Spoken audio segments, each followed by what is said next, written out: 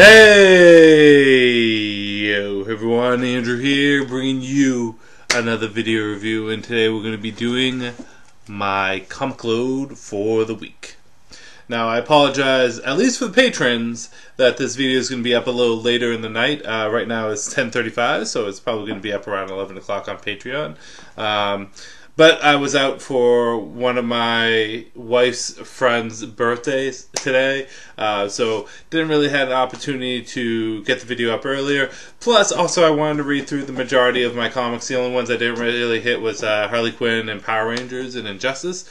That's because I'm behind on both Injustice and Power Rangers, and Harley Quinn I just didn't get a chance to read to. But with that said, there's still a lot to talk about. And a lot has been going on with me. So, like I said, July is kind of when things kind of slow down a bit before my second son is born.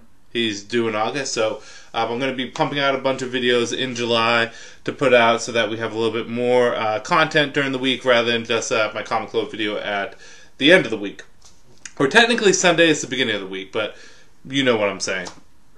Speaking of Patreon, as earlier, thank you to all my supporters on Patreon, in particular my my $5 backers. Those would be Paul the Gay Comic Geek, Sammy Coppola from the Bat Brand, and Connor from OKayFabe. And in addition to that, check out Connor is now on a new app for OKayFabe, so go over to his channel. He's partnering up with some people over there, so go take a look and see what's going on. Some really exciting news for him, so check it out. But with that said, not much has happened this week other than just work. I mean, E3 has happened, and I haven't really been able to sit down and dig deep into it. Of course, being a Nintendo fan that I am, we had a lot of Smash news, which is interesting. But ironically, Smash wasn't the thing from Nintendo I was most excited for. Actually, Nintendo's Direct this year was a little bit more relaxed, other than Smash. I'm actually looking forward to Octopath Traveler more than anything, but that's neither here nor there. I'm a little pissed that we didn't get Skyward Sword HD, but you can't win them all. But we're not talking about E3 right now. We shouldn't, because we're talking about comic books. And we're going to start where we always start, with just a little bit of Batman in our life. And that is with Batman issue number 49, the continuation of the Best Man story arc. I got both column covers. This one is absolutely gorgeous. Probably one of my favorite covers of this year. And you guys have been seeing on Instagram, I've been posting a lot of covers. So in the last issue, Joker and Batman kind of have a back and forth with each other. It's mostly Joker kind of talking, him asking if he could be the best man in Batman's wedding, and Batman denies it, and boom, an explosion happens, and yeah, Batman's knocked out. You think the final battle between Joker and Batman before the marriage of Batman and Catwoman would be an epic throwdown between Joker and Batman, but no, actually it's a throwdown between Catwoman and Joker. And the first, I want to say, third of the book is that throwdown, the two of them fighting each other.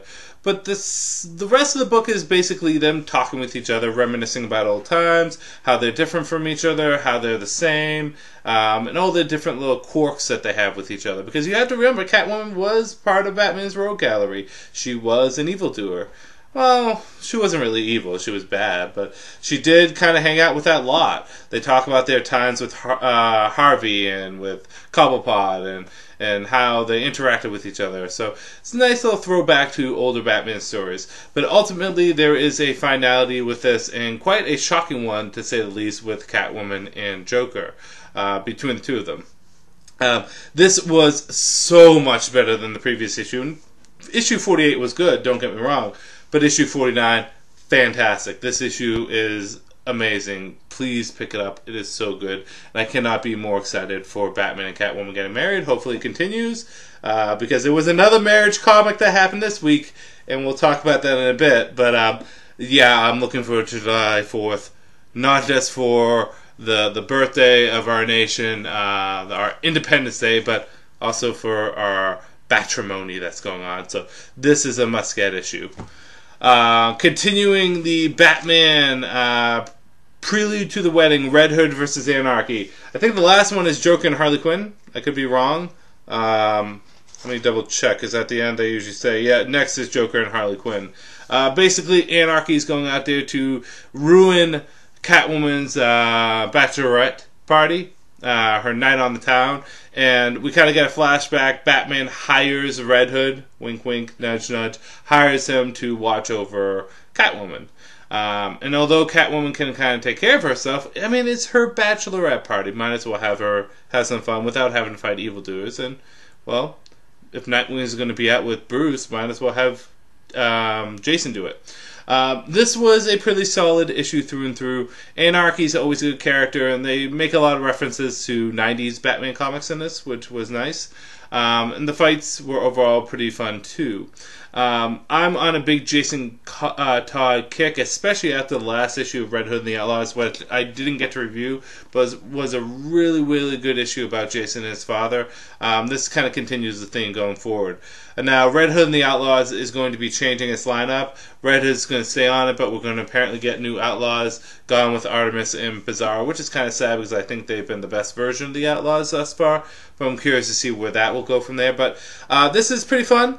I think it is up there with the Nightwing one. Not quite as good as the Damian one, but still pretty fun. Pick it up if you're into the Batman Catwoman wedding. Batwoman, issue number 16. This is the finality of the fall of House of Kane. And it's really kind of Batwoman versus Batman. And you see where Batwoman's loyalties ultimately lie. Is it with the Bat or is it with the House of Kane?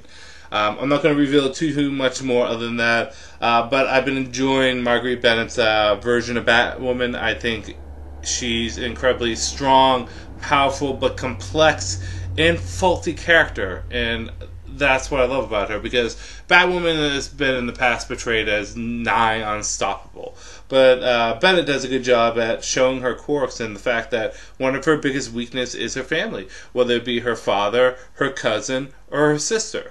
So I really do like that in this book, so definitely get that. Iron Man issue number 1. So I decided to pick up Iron Man. I decided to get the modular armor cover because this is actually my favorite Iron Man armor. I actually decided to pull this off from the display, but back when the Iron Man cartoon was on, I was all about that cartoon when I was younger. I love this figure. I had this figure originally, and I lost it. I don't know what happened to it. I had this, I had Mandarin, I had War Machine.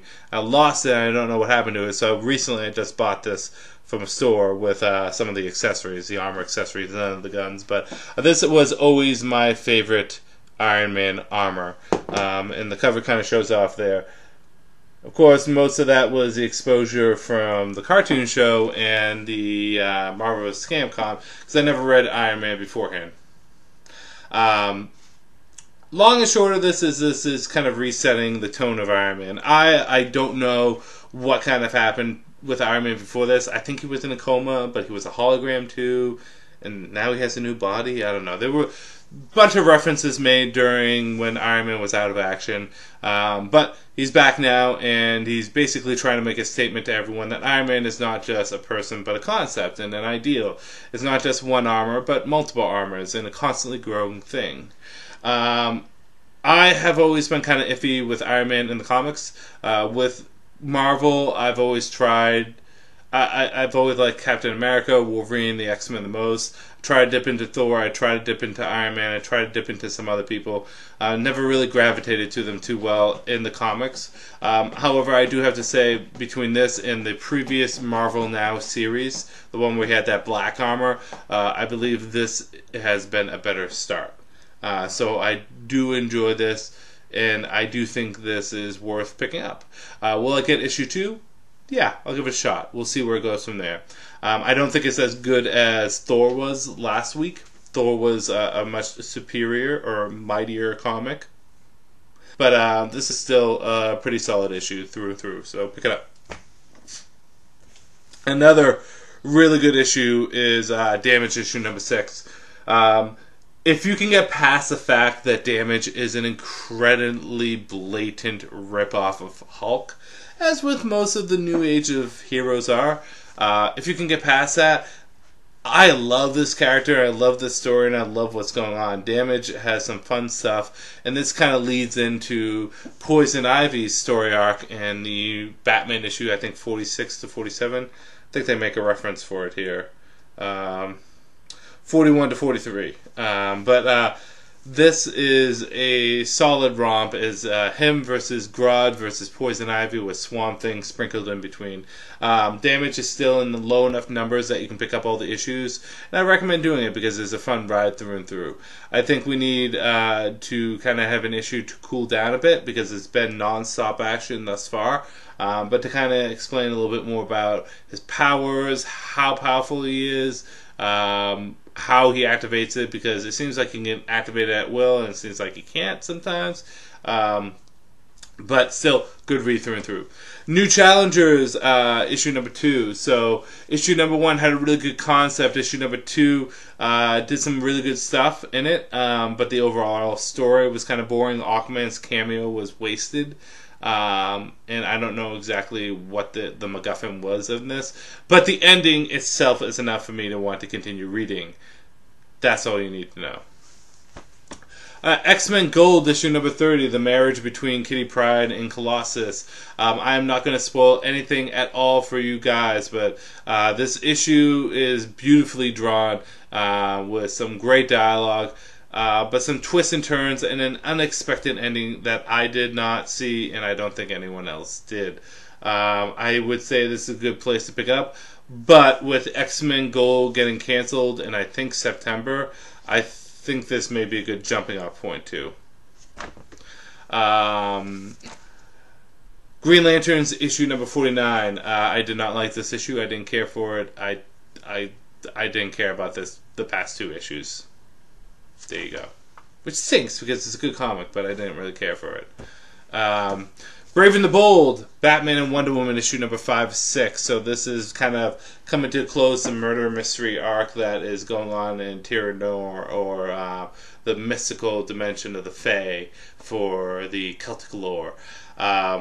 This has been a thoroughly enjoyable comic. The past 5 issues. It has not had that much action going on. It is a murder mystery. It is a lore building, rich with history issue kind of thing. So it's not your typical Brave and the Bold. But in saying that, I've really enjoyed what has been going on here with Liam Sharp, and get it if you're a fan of Wonder Woman, Batman, or anything that has to do with Celtic lore. Aquaman issue number, what are we on? 37. This is continuing the Mad King, Wrath of Atlantis story arc. And yeah, Aquaman faced Wrath in a full battle with a shocking twist at the end. And we learn who the real evil is behind everything. Really fun through and through. Aquaman has been a consistently good comic. Moving on to Man of Steel issue number 4.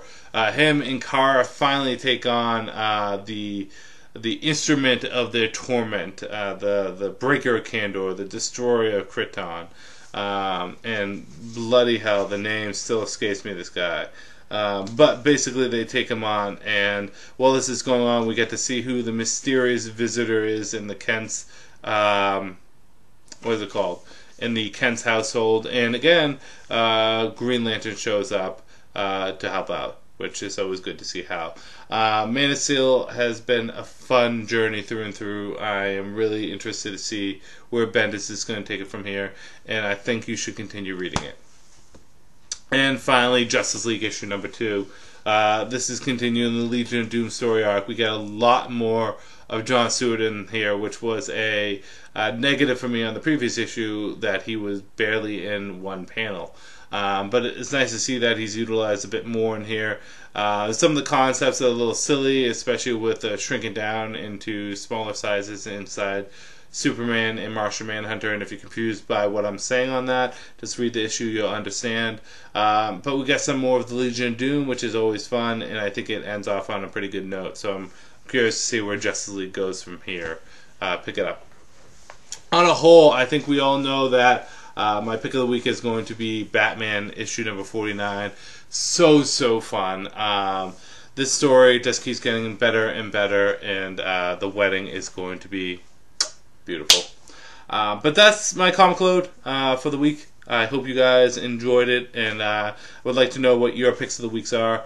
And I will do an update video coming up soon, kind of give you guys an idea of what I have planned for the future. Like I said, July is when I can kind of pump out some more videos for you guys, more than just my comic load. So I appreciate you guys being patient while I kind of get resituated, especially with work, with staffing and work, and with family and friends and everything else for that matter. So with that said, this is Andrew saying peace out for now.